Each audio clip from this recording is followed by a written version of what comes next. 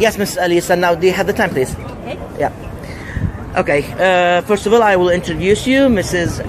Elisa Hiltunen from the Perussuomalaiset Party in Finland. She is candidate for the Tampere kaupunki elections.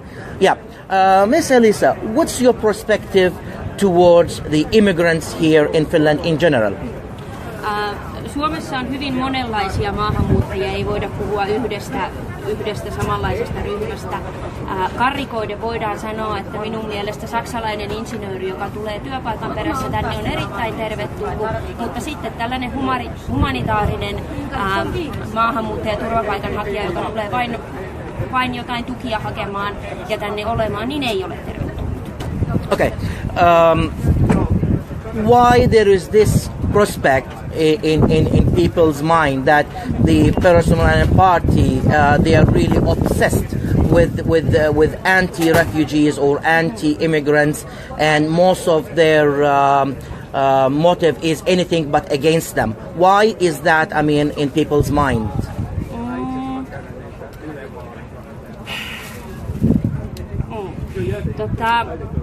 Siis perussuomalaiset on Suomen ainoa eduskuntapuolue, joka ajaa Suomen etua tässä asiassa.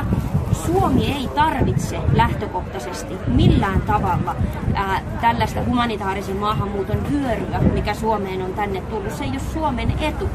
Mutta jatkan myös sanomalla, että perussuomalaisilla on myös muitakin tavoitteita. Haittamaahanmuuton estäminen on erittäin tärkeä tavoite ja sen pitääkin olla, mutta on meillä myös muitakin asioita. Okay.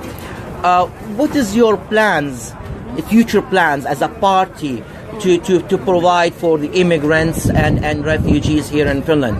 Do you have any plans for giving them more job opportunities or maybe studying here in Finland? Would you support that?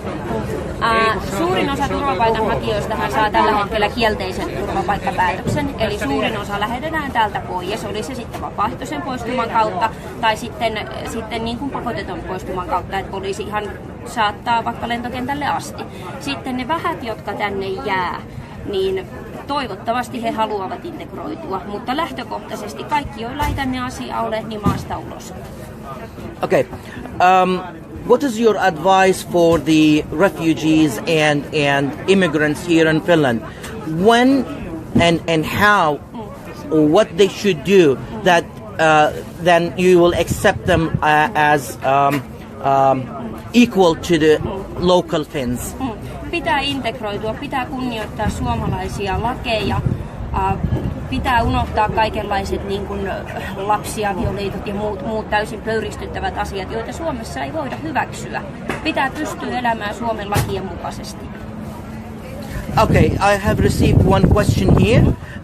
The question says why the party is not fair by looking at the refugees as well.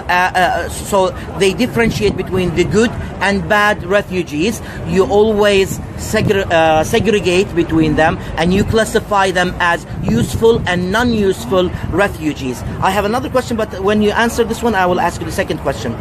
So you segregate between refugees. You are selective.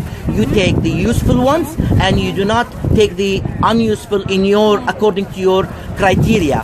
So at the end of the day... Suomen valtion tehtävä on ajaa Suomen etua ja olla suomalaisten ihmisten edunvalvontakoneisto. Minkä takia Suomi silloin ottaisi tänne henkilöitä, joista Suomi ei hyödy? Ei minkään takia. Okay, no comments because you know my Finnish language is not that good, so I'll just keep asking you the questions. Yeah, there is another question. What about the moral and ethic values in your party? Where can we see that the humanitarian values really taken an important into your party? Because what people say, your party is really so far and away from the humanitarian values. Niin, kuten jo sanoin, Suomen valtion tehtävä on olla suomalaisten edunvalvontakoneisto. Suomi ei ole koko maailman sosiaalitoimisto, vaan Suomen pitää pitää huolta suomalaisista. Minulle on hyvin tärkeää, että suomalaisilla ihmisillä on hyvä olla, että suomalaiset ihmiset saavat sairaanhoitoa, kun he tarvitsevat, että heillä on työpaikkoja ja niin edespäin ja niin edespäin. Mutta minä tai muu Suomi ei voi ottaa vastuulleen koko maailmaa. Se ei ole meidän tehtävä. Okay, finally, what would you say to the immigrant community here in Finland? And I here emphasize on differentiating between the immigrant, who they have already residency and they are living here, and the refugees who they are still waiting their decisions. What would you say to them? I mean, what Mitä message? haluaisin sanoa niille, jotka odottavat turvapaikkapäätöstä? I'm not sure what you're saying, but anyways, what is the message you want to address to the refugees from one side and also to the immigrants who they are residing and living in Finland? Nyt puhut kahdesta täysin erilaisesta ryhmästä, joille pitäisi olla siis täysin erilainen viesti. Niille, jotka odottavat turvapaikkapäätöstä, niin voisin sanoa, että todennäköisesti ette tule myönteistä turvapaikkapäätöstä saamaan, joten helpointa on, jos lähdette suosiolla saman tien pois. Sitten ne ihmiset, jotka ovat saaneet täällä myönteisen turvapaikkapäätöksen, niin toivon, että osaavat elää lakien mukaisesti.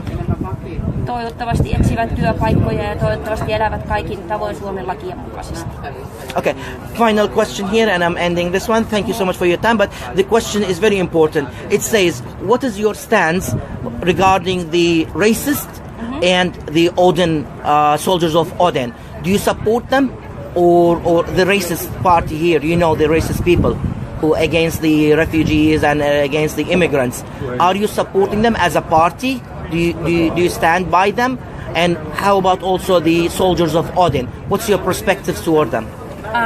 Suostuin haastatteluun perussuomalaisista. En ole luvannut minkäänlaista haastattelua Odineihin liittyen. En vastaa kysymykseen. Tämä ei ole se, mistä me sovittiin. That's all. Thank you so much. Thank you so much for this short interview and for your time. Really appreciate it. Thank you, kiitos.